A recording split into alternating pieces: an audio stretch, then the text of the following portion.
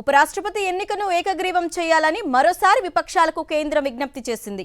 Parliament library భవనంలో జరిగిన NDA parliamentary party భేటీలో ఉపరాష్ట్రపతి అభ్యర్థి సిపి రాధాకృష్ణన్ను సన్మానించారు ప్రధాని మోదీ. బీజేపీ చీఫ్ నడ్డా, కేంద్ర మంత్రులు అమిత్ షా, రాజ్నాథ్ సింగ్, నితిన్ గడ్కరీ కూడా ఇందులో పాల్గొన్నారు. సిపి రాధాకృష్ణన్ను ఎన్డీఏ ఎంపీలకు పరిచయం చేసిన ప్రధాని మోదీ ఆయన అభ్యర్థిత్వానికి మద్దతు ఇవ్వాలని కోరారు.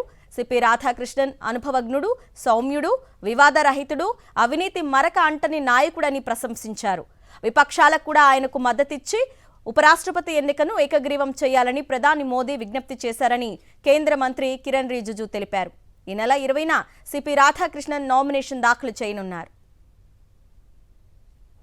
संसदीय दल के बैठक में राधाकृष्णन जी का परिचय दिया है।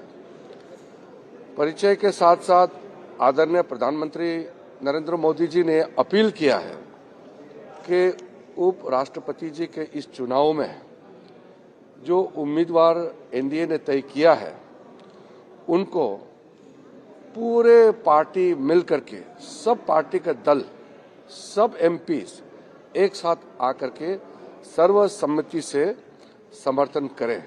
इसलिए आदरणीय प्रधानमंत्री जी की ओर से సరైన సంఖ్యాబలం లేకున్నా ఉపరాష్ట్రపతి ఎన్నికల్లో పోటీకి సిద్ధమైంది ఇండియా కూటమి. డీఎంకే సీనియర్ నేత, రాజ్యసభ ఎంపీ తిరుచి శివను విపక్ష కూటమి అభ్యర్థిగా ఎంపిక చేసినట్లు వార్తలొస్తున్నాయి.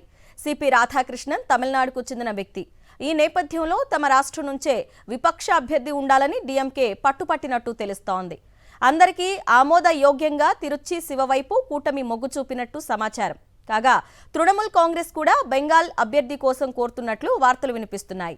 సాయంత్రంలోపు ఇండియా కూటమి తమ అభ్యర్థిని ప్రకటించనుంది. ఉపరాష్ట్రపతి ఎన్నికల నామినేషన్ దాఖలకు ఈ నెల 21 చివరి తేదీ.